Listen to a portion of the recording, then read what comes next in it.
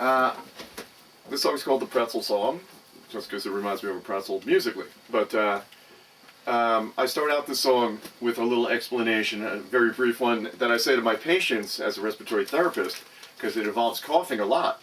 And I say, give me a cough, and then they clear their throat, to which I say, well, that's not coughing, that's clearing your throat. Can you cough? Okay, so with that... Well, that's not coughing, that's cleared your throat.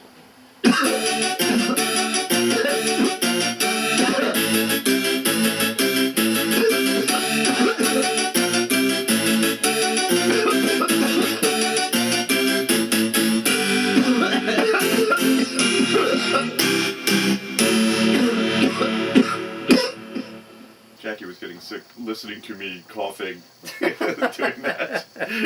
And of course, having the harpsichord sound reminds us that people have been coughing throughout all time. Probably a lot more then, since there was no heat or anything.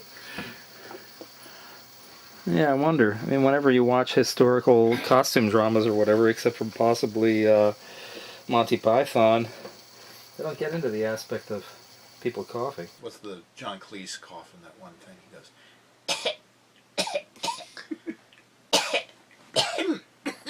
I'm going to make a video for my coughing song now. It's going to be me dressed very elegantly, like with a martini, and then daintily coughing, like really elegantly.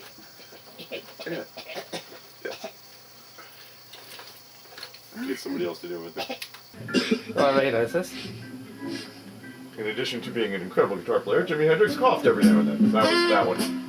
Just wanted to... That was the only bit where That it was coughs? that one. That's a pot smoking cough, wouldn't you say? Yeah. There's a whole genre of pot smoking cough. Yeah, it sounded like it. Yeah.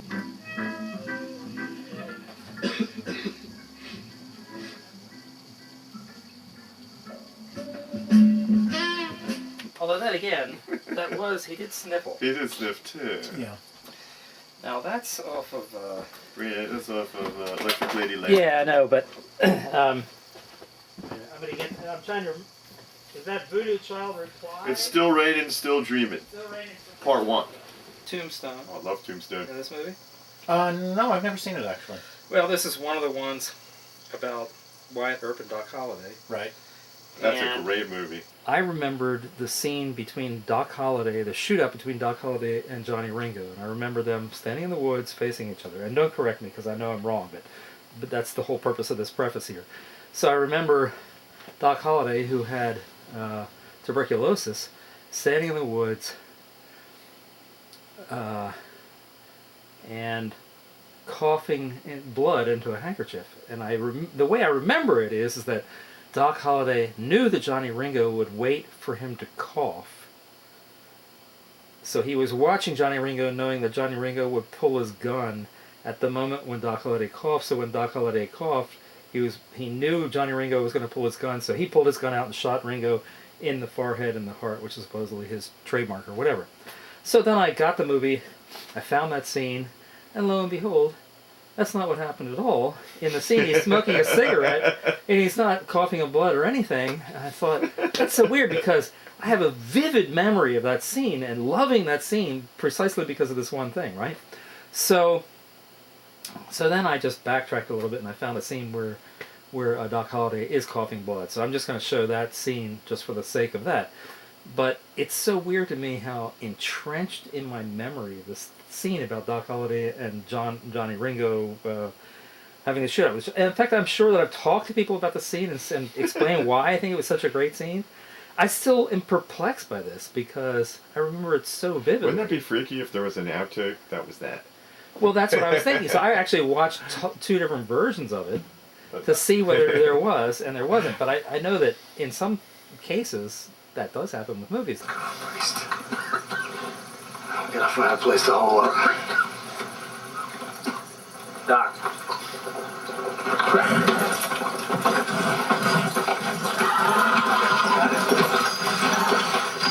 I got it.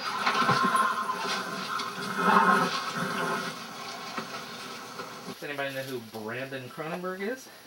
Brandon Cronenberg. It's David Cronenberg's son. Is he a filmmaker as well? He is, and he made a movie called Antiviral which is really great, actually, and which is very much like something his dad would have done. It's about a company that specializes. I haven't watched it for a while, so my explanation of it may not be the best. But it's about a company who specializes in selling viruses that celebrities are suffering from, so that their fans can experience what the celebrities are experiencing. Clever. Pretty good. Could happen.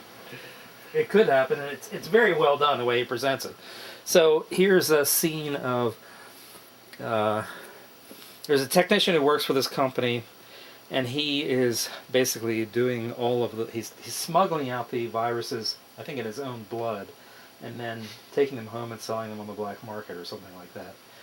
And so here's a scene where he is laying in bed sick at night. He's usually sick. And he coughs.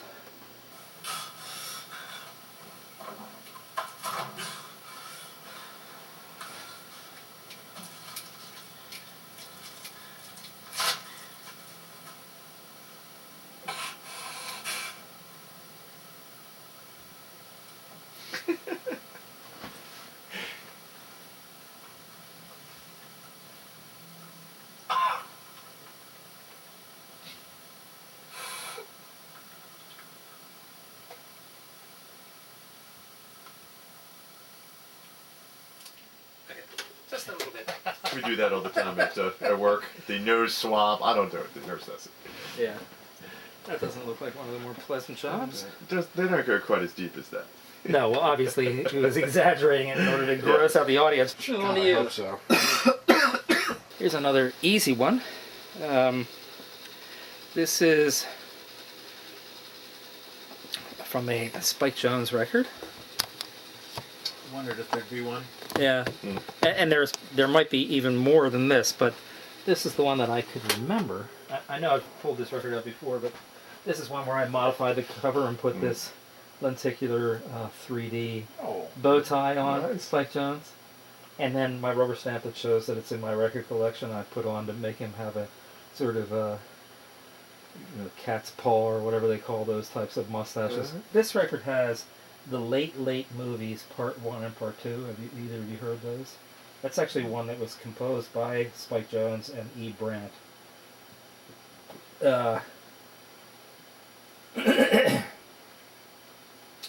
So it's a spoof, of course, of late night TV, and it's got alternations between spoofs of ads and spoofs of TV shows. So one of the ads is obviously what I'm aiming for here. I'm not going to play the whole piece, but I'll play enough of it so that I might have to plop it down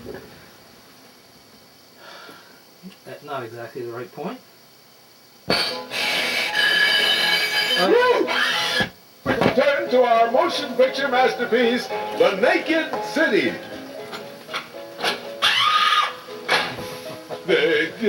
I guess Bridget dropped her towel. But now, here's something of vital importance to all of you. You wouldn't believe it. I'm having fun and I have a cold. But I've been taking that new exclusive 3-layer cold tablet that shrinks congestion and reduces swollen membranes. It's called Bridgeplan.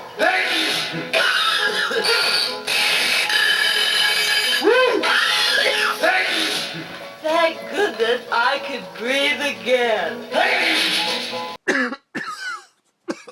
Circuits of Steel is next. I played this before, but it has a piece on here by me called BSBFCX.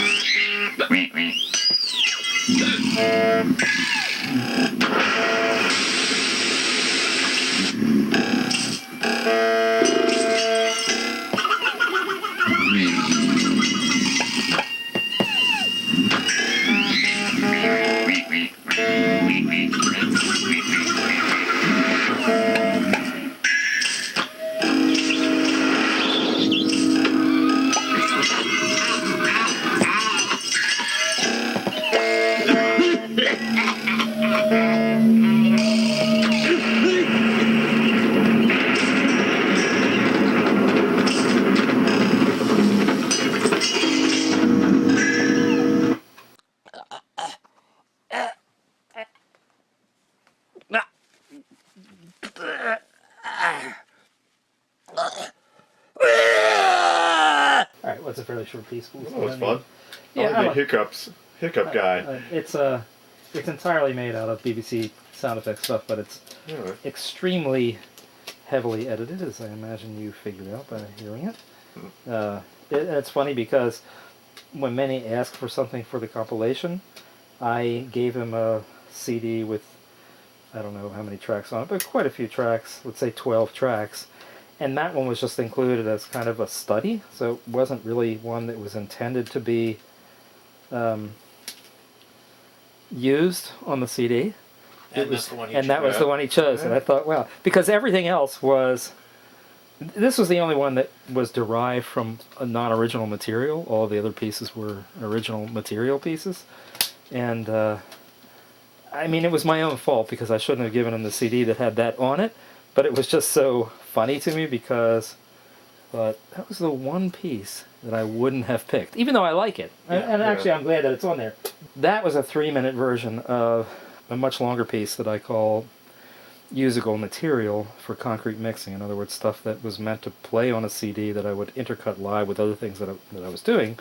So I did a show in 1999 in Windsor, which is on this recent CD of mine, significantly different from the other one I was listening to the other day, and I realized that some of that coughing was also in this. I'll just play the first couple of minutes off of this one.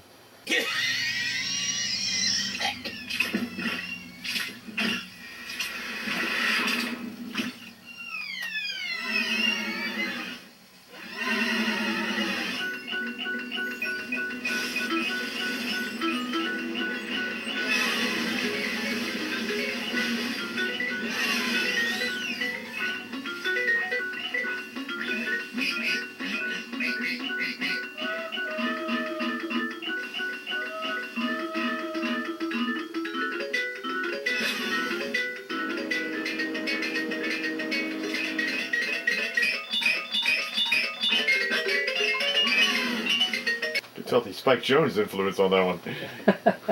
Well, Spike Jones is certainly high in my pantheon of lovable musicians. I'm pretty glad it's not a vomiting even. That would be even worse. So Ted, this is all part of a grand masterwork you're making? Yeah, my so-called opera. This is now the 12th part of it that I'm working on. I've got 3 more sections to go before I can move on to the more complicated and difficult section. That's taken me almost a year to get as far as I am right now.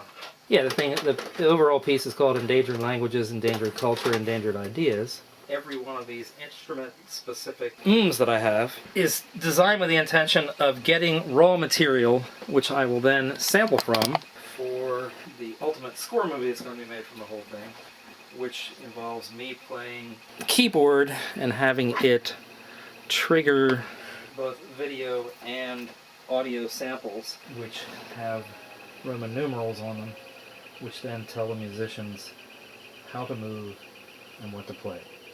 So the video score will be projected in a grid.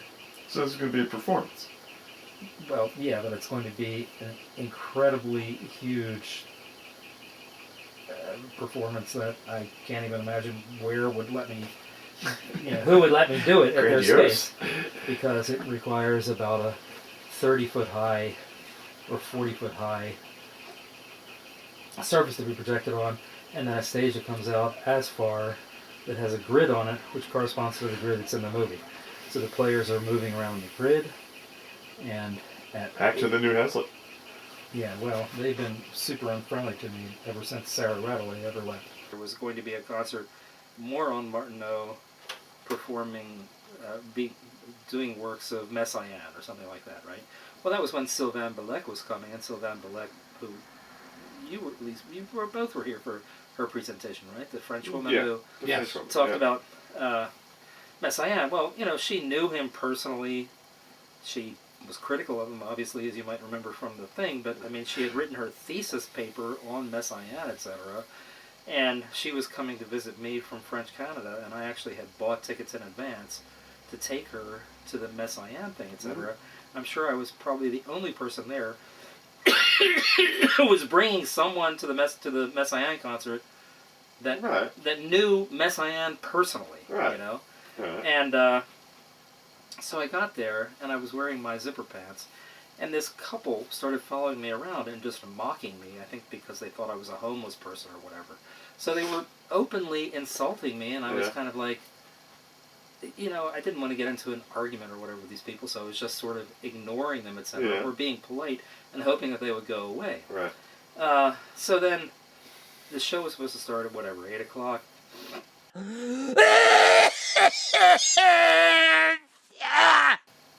It was 15 minutes until 8 o'clock, so I kind of wanted to get out of the lobby to get away from these people who were harassing me the whole time. Yeah. And there were something like 10 people there. I mean, it was like Right. nobody, I mean, there was like a person over there and a person over there. And, the lobby was almost completely empty. So I went up to the doors thinking, okay, it's 15 before the concert is going on. And I walked in, and there were two guys there talking with the sound guy who knows me because of High Tech and the 4 Hike Club things that we did after that. And I walked over to the All Martineau, and I stood there with my hands probably behind my back, not touching it, standing 3 feet away from it or whatever, looking at it, right? Yeah. So the two guys get up, and they come over and they say, "Can I help you?" Like the way that people say, "Can I help you?" when you Right. walk into a store and they think you're there to rob the place or whatever. Oh, yeah. That kind of stuff happens to me all the time. Can I escort you out of here? Well, right, which is more what the attitude Right. of it was. And I said, well, I just wanted to take a look at the On Martineau, which was a way of partially showing I know what this instrument is, Yeah. etc. I've been listening to it for 40 years or 45 years or whatever, etc. And they were like, well, you shouldn't be in here, the doors were closed. I said, well, it's 15 minutes until concert time or whatever. And so I said, okay, and I left, and then I thought, those people were so rude, I just want my money back. So I went up to the ticket counter, and I said, yeah, I've changed my mind. Those people in there were so rude to me. Was your friend with you? No, she wasn't here yet. Oh. She wasn't. She was going to be whenever the second concert second was, which was concert. either the next Right, day or the right. next week or whenever. So I said, I'd just like to have my money back. I think those people are very rude, and I don't want to support this.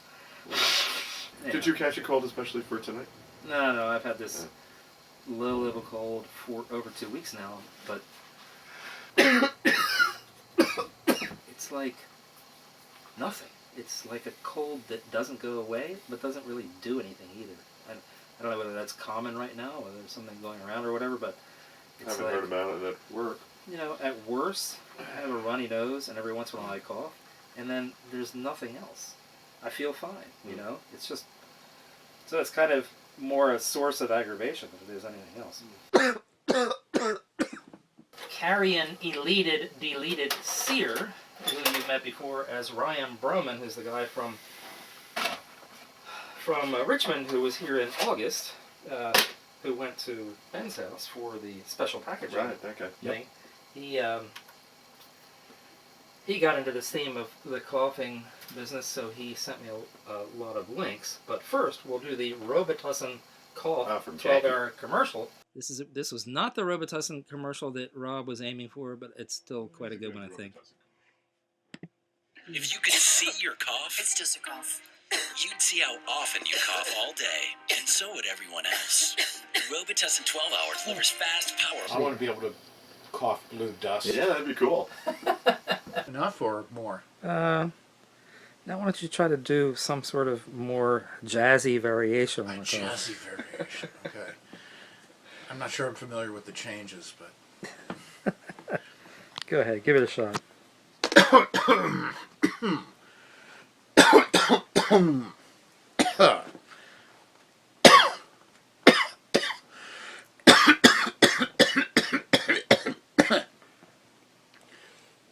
a typo. So it says Lee Scratchperry and then Lee Scratchperry on the wire. There's another Lee Perry. Scratch. So, I mean, this is a real obvious pot smoking one. Rolling!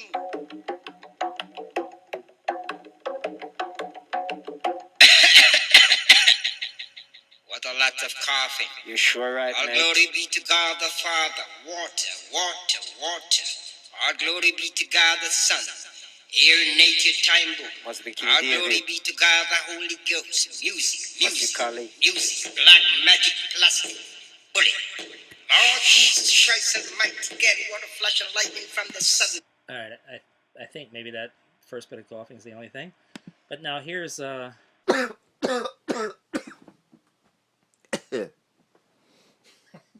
That's it. Is that all you got in you? That's it. All right. Here's one called "Counting Coughs" with Victor Borge playing Claire de Lune, and it actually has a counter up here that shows you how many coughs are recorded in the audience.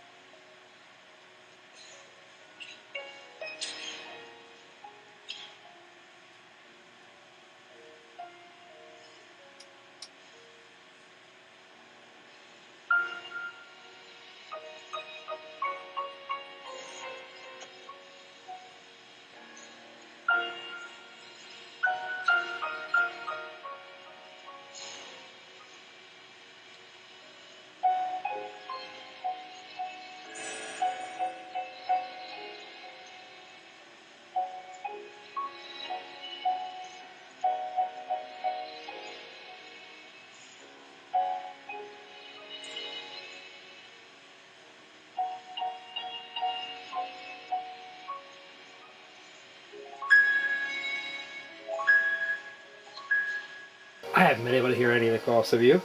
No. Except at the very beginning when you. No, it's only human. So when I sent out the proposal for this particular subject,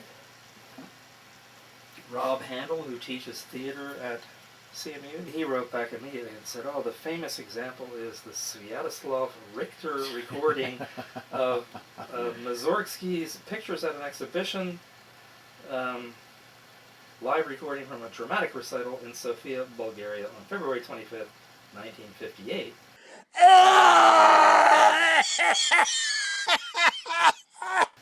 And according to him, it sounds like the audience is having a tuberculosis outbreak." So I got really excited about that and went straight over to Jerry's, where I looked for this exact record. And found it. And it was I there. thought, Wow. Thank That's goodness for incredible. Jerry's. You know, where That's else could I go incredible. in this city to look for one recording of pictures at an exhibition, of which Or I'm sure there anywhere, are really. a zillion. I mean, there's got to be a zillion pianists who've done this piece. That's And incredible. then to find this particular one, but it's also online, so we don't need It's to meant actually listen to the it's meant record. to be.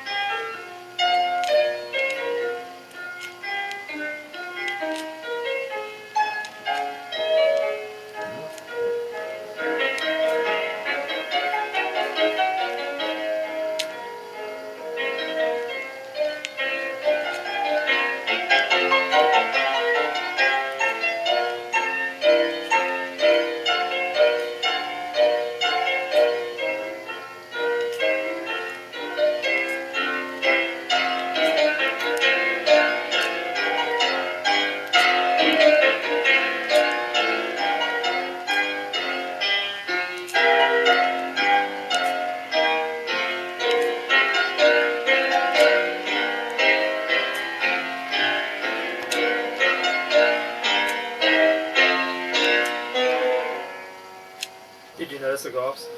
Not really. Oh, there was just one. I mean, I've heard a few. Yeah. I've heard a few, but they're. Yeah. I should probably have Also paused heard it. some mistakes. Did you? Oh, he made a bunch of mistakes in that first movement. Really? Yeah, 3 or 4 of them by my count. Uh-oh. And that's not even the hardest movement. Well, Sviatoslav, we condemn you to death. Yeah. But How then- dare you? Considering that was 60 years ago, you probably are dead by now, so it's okay. In my history of recorded music book, I forget what book that was, but they were saying before recordings, the perfection of all this was not counted as important. People, the big guys made mistakes all the time. They didn't care. It was Well, only with recording that the perfection of everything was so important. Yeah, but with the recordings, it's faked. Like, I was a part of a John Cage tribute, I think the year after he died, and there was a guy who had recorded some Cage piece. I forget what it was, but one of the piano pieces. Yeah. And he was saying, "Oh yeah, I couldn't really play it, so we did a take of But I a think, little bit here and a little bit there, and then they spliced it all but I together." think the real point was that in everybody's conception of what this music should be is perfect. Yeah. As opposed to before recording, the perfection was not part of the importance of it. But if that's all you've heard is these recordings, I must be, with all these recital, Yeah. competitions, and I must be perfect.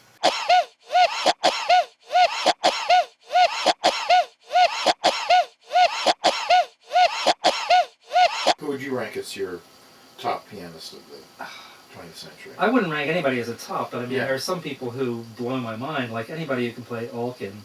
And then I think of Marc-Andre Hamelin, who, do you listen to him at all? No, I don't think so. Well, he's one of those people that is so precise that you just think, how in the fuck can anybody do this? Yeah, I mean, yeah. it's just, he's one of those people who, from my perspective, but then I'm not necessarily the best judge, is so perfect that you just think, how is that possible? How can anybody be this perfect? It's so absolutely crisp, and he's one of those people who doesn't overpedal at all.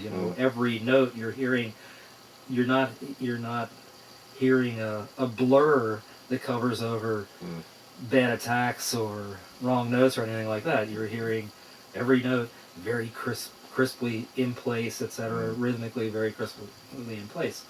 But I mean, it probably depends on the music that's being played too. Like, I love Ruth Laredo playing Scriabin, but then of course I love David Tudor because of his repertoire, and I love... He was really amazing, though. Yeah, I mean, but then he plays all the stuff that I totally love, Yeah. including stuff like Stefan Wolpe, which is influential on the stuff that's later that I like a lot, but which I also like a lot. And then, I mean, obvious people I like Duke Ellington. I mean, I think that sometimes I'll listen to him play, and I'll hear him do these things where he's got essentially 3 different things going on. Something in the low register, something in the middle register, and something in the high register, and all of them have their own phrasing, etc., that's really distinct, and he's great at pulling that off. Or I like, Cecil Taylor, even though I don't think that Cecil Taylor is somebody that I would like if he were playing somebody else's music. Yeah. But the sheer athleticism of it is pretty impressive. I mean, he plays so intensely that I think I would break my wrists if I tried to play the way he plays. I mean, it's very. I saw him in muscular high school. play. My sister took me to this church in Philadelphia, Yeah. and I was so not prepared for Cecil Taylor. I was like, I was completely, huh? What is he playing any music? What is this? Just watched a clip of him yesterday, Yeah. and there's that thing he does where he'll go up and down the piano, like alternating his hands, playing seconds. Uh-huh. And it was kind of exhausting just watching it after a while. Yeah, it's very energetic. And then I like Jacques Billard, another jazz pianist. And partially because if you listen to different recordings of him from different periods, they're amazingly different. I mean, Yeah, he's got a real range. Yeah, he's got a huge range, and he's really great at everything he plays. I mean, of course, Art Tatum, another great pianist. You listen to him and you think, couldn't do that if I tried. Art Tatum for was 100 blind, years. wasn't he? I don't think so. Art Tatum? Was he blind? Yeah, Art Tatum Oh, was was born it? blind. No, I didn't realize That's that. amazing. Yeah, well, he's definitely great. And then, There's a great documentary on Netflix, I think it's still on, about the famous pianist from New Orleans that was like a nutcase. It's called the Bayou Maharaja. What? I forget his name. Oh, I He's so remember when I famous. played at the Something like that. Hollywood. Yeah. not Oh, Professor Longhair. no, but it's the guy that was, they all talked about him. He's pretty, you'd know his name if you saw it. Great documentary footage of his career. And that guy, what was his name? We listened to him, well, the Kontarsky brothers, of course. Yeah. But that other guy who we listened to a recording of him playing the Stockhausen Klavierstück at that piano. Oh yeah, he was real good. Bergie. I don't remember. David I just Berge, remember. I think, Just but- remember the record. Yeah, I mean, he's another one of those people who's so perfect that you just think, how is it possible? I think it's David Berge. You know, there's a term that was created called a Tatum. Oh yeah, I think you've talked about that before. I probably Yeah. have mentioned it before. Yeah. It's a psychoacoustical term indicating how fast can notes go when they go from sounding like individual notes into a blur of notes, and that is a Tatum. I believe it was in the, Beneath the Underdog, Charles Mingus's sort of fake autobiography, but Yeah. the one thing I do remember is when they're all hanging out and then Tatum comes in or something and they're like, God's here. God's in the house. Well, that's a story that Fats Waller told. Oh, really? Like Art Tatum walks in the house and he doesn't. Fats, who was great, Yeah, it's great. didn't want to have to play in front of Art Tatum. Really? God's in the house. Yeah. Well, anyway. And another one of my favorite pianists, Bugs Bunny. Yeah.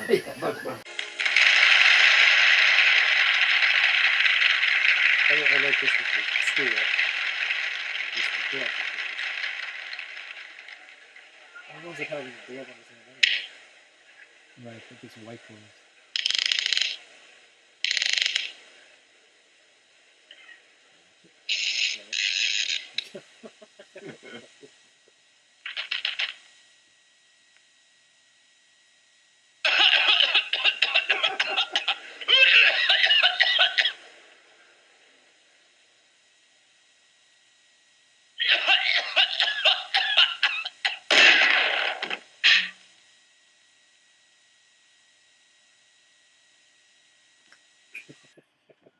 Whereas those actors didn't do that to Mike Pence the other night at that performance. All right, They'd now, probably shoot him.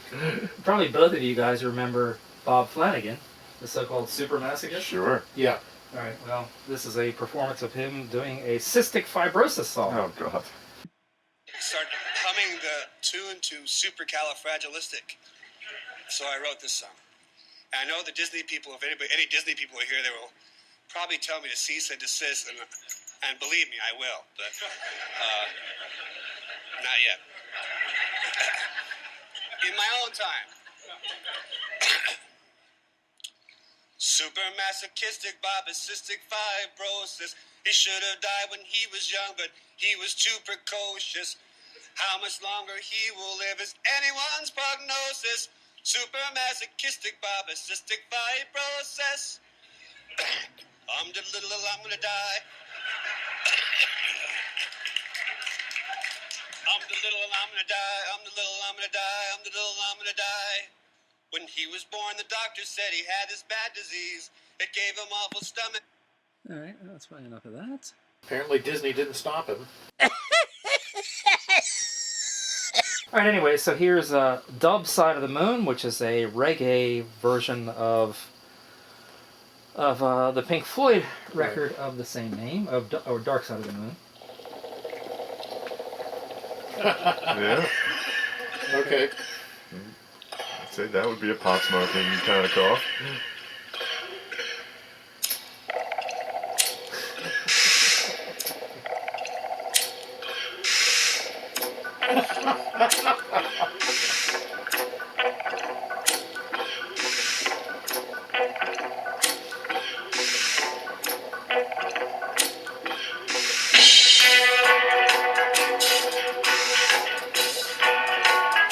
cover with the intake. That is the sound from the actual song. The idea behind that one is pretty obvious.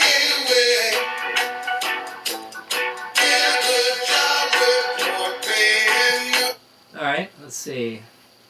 And then here's another Pink Floyd cover.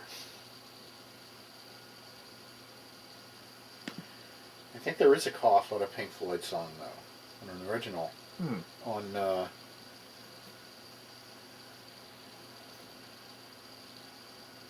It's not on Money, though. I don't think. no, it's on Wish You Were Here. So here's Stardeath and the White Dwarfs. And then it says FT, the Flaming Lips. I don't know what FT stands for. Time, Breathe, Pink Floyd cover.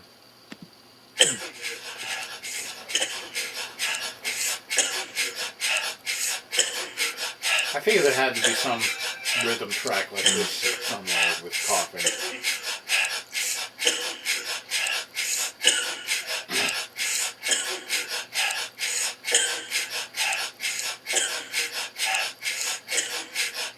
The famous, if you play Dark Side of the Moon, it syncs with the whole movie. Oh, Wizard of Oz? Yeah. Supposedly. Someone tried it and said it works. From the beginning. I mean, Yeah, it's you a do shorter find- album than the movie. Well, you play through the album Right. 2 or 3 times. Really? And it kind of works? He said it kind of works. He said he also gotten high for it. All right. So, All right, now here's one that I'm particularly entertained by because this person is a much worse saxophonist than I am. ooh. And it, you know, I mean, I had my moments, but this person does not have the moments at all, Waiting or for at least the not in this moment. version of it. But the thing is that she still felt moved to put this online, right? Yes. So that gives you an idea of where the culture is at in terms of what's acceptable in self-presentation.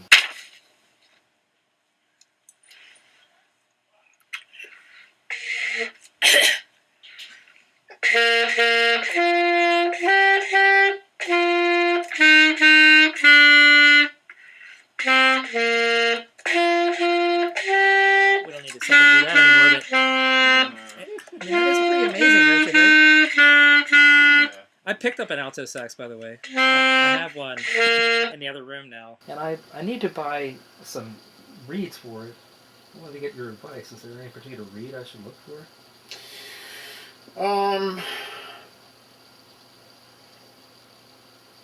Well, what you probably more critical than the brand of reed is what strength it is. So if you haven't been playing for a while, Yes, to survive. yeah, I'm sure that my technique is brutal. 2 or 2.5. Okay. What do you use? A 1 or? No. The larger number is the harder. Okay. And I use a medium reed. I use, except for contrabass clarinet, I pretty much use 3s all around. Except the reeds that I use depend. Well, there's different cuts, so they're all Van Doren. I always use Van Doren reeds. Okay. And they're sort of the classical cut. They're a little bit harder at a 3 than the jazz cut. I also use a 3, but it's about right for what I do. So you think Van Doren is? I mean, the brands. I would start out with just some Ricos. Yeah. Which are going to tend to be a little bit softer than the Van Dorens. Okay. All right. Well, I would keep. And that in cheaper. mind. Anyway, the last thing that I have here on YouTube is something of Brian's, which is something he did. Let's see what it says here. A while back, I made a file similar to this, but with a different looping technique that was 24 hours long and played for weeks at a time on a pirate radio station here in Richmond, Virginia.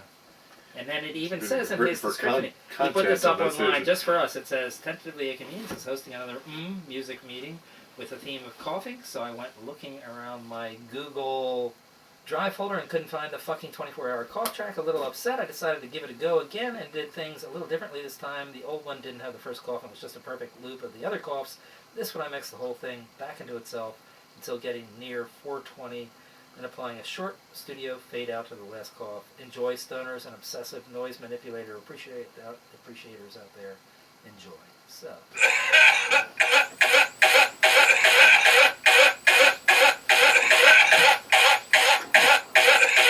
Yeah, I recognize that. Is that Black Sabbath? That's the opening Sweetly. Yeah, like the piece is called Sweetly. Is Sweetly a song or a record title? It's a big Black Sabbath song. There's a Butthole Surfers cover of it that they refer to it as Sweet Loaf.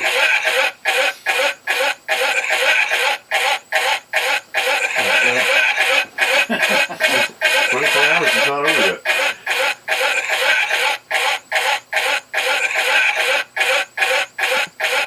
His version is called Sweetly 420. Is 420, is that 420. slang for pot? Right. Yeah. What it is? Okay. So now we have to do our coughing improvs. I will tell you, as I said, I'm a little coughed out from yesterday. I almost Well, hurled. you can do solo coughs. But actually, before we get into doing the cough improv, I'd like to do a little interview with you about coughing, which we started to do before, but I asked you to not do it quite yet. Let me aim the camera at your face. Yes. I would like you to inform us of the Coughing. wide variety of coughs that you as a respiratory therapist are familiar with. Professionally speaking, which I can do because that's how I get paid, coughing. In the context of the hospital, getting pneumonia is a big problem. People come in for all kinds of things, and there's a ton of bacteria in the hospital. And getting pneumonia is a big problem, then you can't get out of the hospital. So my patients, you know, they're not all people who have trouble breathing, but they're people who maybe came out of a operating room and they're sedated, or they're hurting, or I'm a trauma therapist, so they have broken ribs. All this means that they're not breathing very heavily, and your lungs are like balloons. If you don't inflate them, they shrivel up, and the bottoms of them especially are shriveling up, and that's where the bacteria goes to give you pneumonia. So part of my technique for anybody that I see is let me hear you cough. As far as the nature of the cough, right? That's, Right. See, that's clearing your throat. Right. You know, the nature of the cough is interesting too, whether they have a loose cough and they're coughing stuff up. A lot of times they do have pneumonia already, and we want them to cough that stuff out. There's no magic pill we can give them to get rid of that stuff. They need to cough it up. And also, if they have a lot of stuff to cough up and they're not doing it and they don't have pneumonia, they're going to get pneumonia. So we really want that out. But another reason I say to cough is that's just a way to open your lungs up. So I have all these other exercises to inflate your lungs. And then at the end I say, now give me a cough, even if they're dry coughs. You know, just to inflate your lungs, you would cough. But can you distinguish between the sounds of different types of coughs? For example, a tubercular cough is one that involves coughing up blood, but probably not always. A pneumonia cough, I know Right. from personal experience because I've had pneumonia, Right. is unbelievably violent because your body is desperately trying to get the shit out of your lungs, which is gradually drowning you or filling your lungs up, and it gets increasingly hard to do the sicker Right. you are. So I know, I mean, when the 2 times I've had pneumonia, I coughed more violently than you would Right. even imagine. And then you get exhausted from coughing. Yeah. I mean, that's an issue in yourself. These people need to cough, and they're coughing all night long, and they're just exhausted, and they can't do it, and it's hurting, and, you know, it's really terrible. Yeah. As far as the nature of the cough, it's really just, you know, I've been around a lot of people that we thought had TB, and I've had to get tested myself all these times. And but I don't think I've ever really had anybody that had TB, Yeah. or at least not. You know, a lot of times they come in the emergency room and they're coughing up a storm, and then 3 days later they're like, "That guy might have TB. You should get tested." I was like, "Okay, I wish I'd known that when he was coughing in my face in the emergency room." You know. Yeah, yeah. But it's So never you get worked out the- that way. Oh yeah. But I always think I'm going to get hysterical bumps on my arm where they prick me. right. even Well, though- yeah. even When though I they get don't tested, have- they're like, "Well, 2 days later, they Rob, did it go up?" I was like, "It looks like it did. I know it didn't. You better look." I'm thinking it did, but I know it didn't. You know? So what, they give you a local infection of Well, yeah, TB, and then, and then if 2 you have days later, TB, if it goes up, little Yeah. red thing goes up. It's like, but there's always a red thing. Yeah. But are you enough of an expert so that, for example, you could tell the difference between somebody who just has a cold cough and a flu cough, and a tubercular cough, and a pneumonia cough? No, it's just the degree of how much stuff they're coughing up, how loose it is. I can't tell what it is. I mean, well, that's why we get X-rays every day on these people that are at risk. Yeah. And you can see what they call the consolidation. All right, pneumonia's happening here. Another technique I do, when somebody can't cough and they need to, I go through the nose with a small, as I say, it's time to go up your nose with a rubber hose. And I was like, as I say, I'm going to do this really quick. It's going to feel weird or terrible. I don't think it's painful, but it's pretty awful. And then I go, and that, as we say, promotes a cough. Uh-huh. I go back there. It tickles them or whatever? I guess. Yeah. And then they do cough. But I also just suction out sometimes a ton of stuff through the I don't nose. understand. With modern medicine being supposedly as advanced as it is, why is pneumonia such a difficult thing to do anything about? Why can't people like yourself just stick a tube down into the lungs and suck all of the shit out of there? Or whatever? We can, but then half an hour later it's there again. I mean, it's being made more. That's why you give antibiotics. Yeah. To get rid of Yeah. that bacteria. And that is coughing. But coughing is good. Coughing is good. We encourage coughing. We do. All right. So let's do some coughing improvs here. Would you like to kick off the night of the coughing improvs? Me? Yeah. Just stay where you are and let me zoom the camera in on you just a little bit more.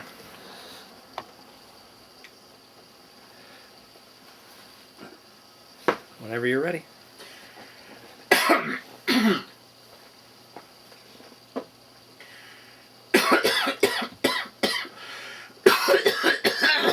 Ooh. Kind of brings itself on, actually. Actually, I have one more thing. It's very short. You probably won't even be able to hear it. But I'm going to play it anyway so that I can incorporate it into this movie. It's a shot of Anthony Levin Decanini holding tuning forks up to his ears while somebody coughs in the background. It's only literally something like 2 seconds long. But it's a part of the tuning fork video that I'm making right now. The last... So here goes.